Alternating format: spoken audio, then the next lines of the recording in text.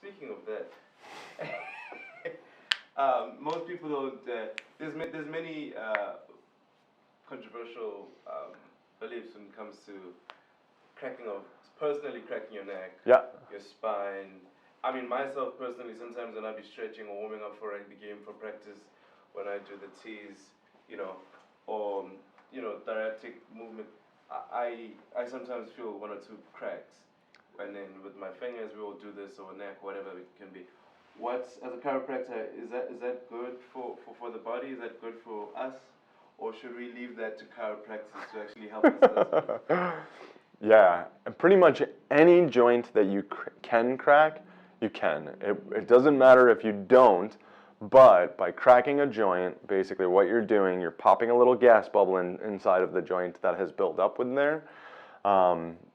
It will end up relieving a bit of pressure, so it'll feel better, but you can also be breaking through little adhesions that get built up on stiff joints.